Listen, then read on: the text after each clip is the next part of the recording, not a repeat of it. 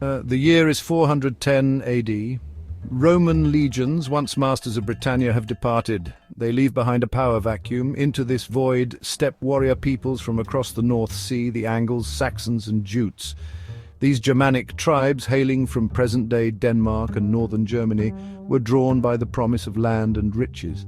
The Anglo-Saxons, initially arriving in waves of raids, soon began to establish permanent settlements. They pushed westward, their advance slowly but surely displacing the native Britons. These newcomers brought with them their own languages, customs and traditions, forever altering the cultural landscape of the island.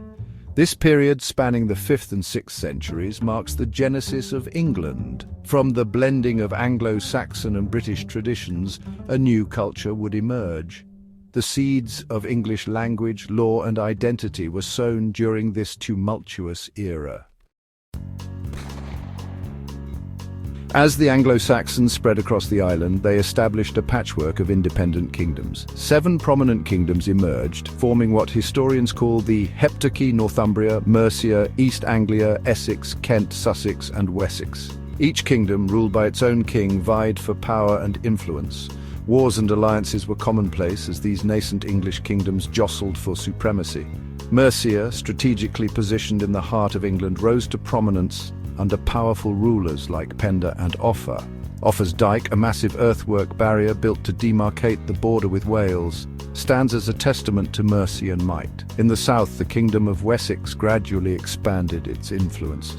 Wessex, originally a smaller player on the political stage, would eventually rise to prominence and play a pivotal role in shaping the destiny of England. The reign of Alfred the Great, King of Wessex from 871 to 899 AD, marks a turning point in English history. England, beset by relentless Viking raids, faced an existential threat. Viking warbands, sailing from Scandinavia, had established a firm foothold in northern and eastern England. Alfred, a shrewd military tactician and a wise ruler, rallied the English against the Viking onslaught.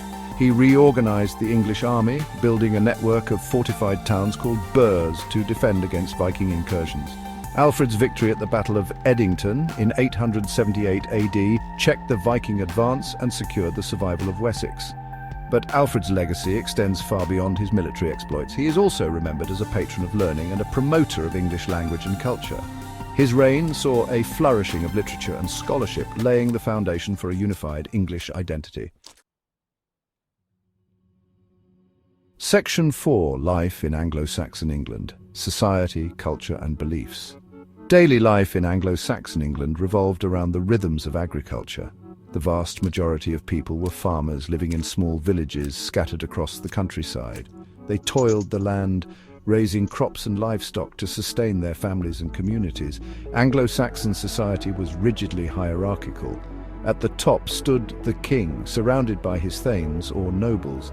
Below them were the ceorls, free peasants who formed the backbone of Anglo-Saxon society. At the bottom of the social ladder were slaves, often captured in war or born into servitude. The Anglo-Saxons, initially pagan, gradually converted to Christianity. The arrival of St. Augustine in 597 AD marked the beginning of this process. Christianity brought with it new ideas, beliefs, and artistic traditions. Monasteries became centers of learning, preserving ancient knowledge and fostering literacy. Section 5. The twilight of an era: Viking invasions and the Norman conquest. The late Anglo-Saxon period was marked by renewed Viking pressure. Viking raids escalated into full-scale invasions, culminating in the establishment of the Danelaw, a region in eastern England under Viking rule. English kings like Ethelred the Unready struggled to contain the Viking threat. In 1066, the death of Edward the Confessor without a clear heir plunged England into a succession crisis.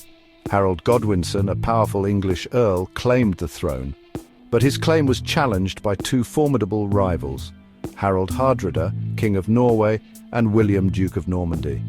Harold's victory over Hardrada at the Battle of Stamford Bridge proved short-lived. On October 14, 1066, at the Battle of Hastings, William's Norman forces triumphed, claiming the English crown. The death of Harold Godwinson at Hastings marked the end of the Anglo-Saxon period and ushered in a new era in English history, the Norman conquest.